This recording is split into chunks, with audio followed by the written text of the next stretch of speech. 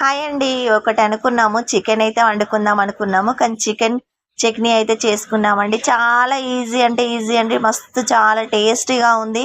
మీరు కూడా ఒక్కసారి ట్రై చేసి కామెంట్ చేయండి ఎలా ఉందనేది. కర్రీ కొరకైతే ఒక హాఫ్ కేజీ చికెన్ తెచ్చుకున్నాము. కర్రీ వండుకోలేక చికెన్ అయితే చట్నీ పెట్టేశాము.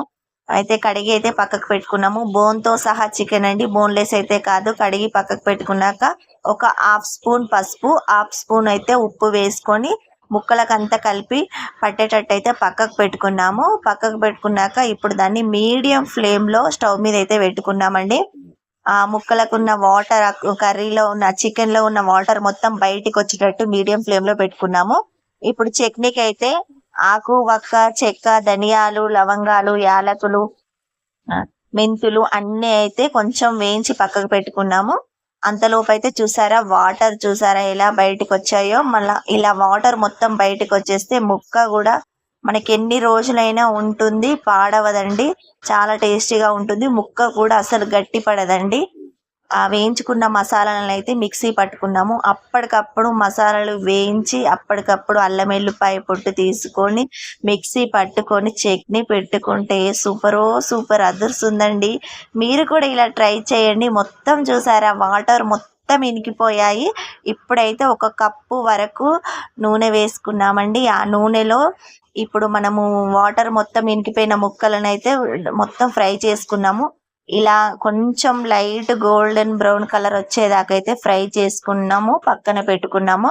అదే నూనె ఉంటుంది చూడండి, అదే నూనెలో ఇప్పుడు అల్లం వెల్లుల్లి పేస్ట్ అప్పుడప్పుడే మిక్సీలో వేసి మిక్సీ పట్టుకున్న అల్లం వెల్లుల్లి పేస్ట్ సూపర్ ఉంటుందండి. మీరు కూడా ఒకసారి ట్రై చేయండి. అప్పుడప్పుడు దంచుకున్న ధనియాల పొడి అయినా, అప్పుడప్పుడు దంచుకున్న అల్లం వెల్లుల్లి పేస్ట్ తోటైనా కర్రీ చేసుకుంటే సూపర్గా ఉంటుంది. కొంచెం నూనెలో అల్లం వెల్లుల్లి పేస్ట్ అయితే నూనెలో ఉడికించేశాక ఆ ఫ్రై చేసిన చికెన్ ముక్కలను అయితే అందులో వేసుకొని ఒక 2-3 నిమిషాలు కొంచెం మీడియం ఫ్లేమ్లో అయితే ఉడికించుకున్నామండి స్టవ్ మీద పెట్టి. ఇప్పుడు మనం మసాలాలు అయితే ప్రిపేర్ చేసుకున్నాం కదా, ఆ మసాలాలు మొత్తం అందులో వేసుకున్నాము. కారపొడి మన టేస్ట్కు సరిపడంత కారపొడి వేసుకున్నాము.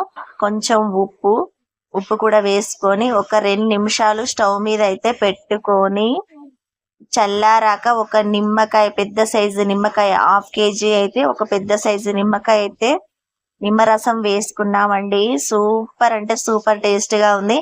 అసలు కర్రీ కొరకు తెచ్చుకున్నామండి, కర్రీ వండుకుందామని. ఒకసారి చికెన్ పచ్చడి ట్రై చేద్దామని వేసుకున్నాము. సూపర్ ఉంది. మీరు కూడా ఒకసారి ట్రై చేసి ఎలా ఉందనేది కింద కామెంట్ చేయండి. ఈ నిమ్మకాయ మొత్తం అందులో వేసుకున్నాము.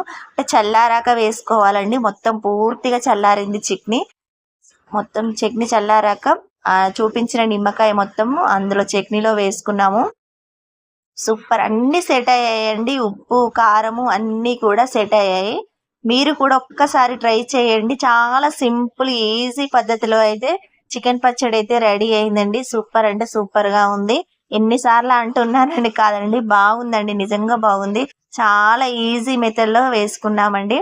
చికెన్ పచ్చడి అయితే వేసుకొని అన్నం తిన్నాము. సూపర్ ఉందండి. ఒకటే రోజులో ఖతమైంది.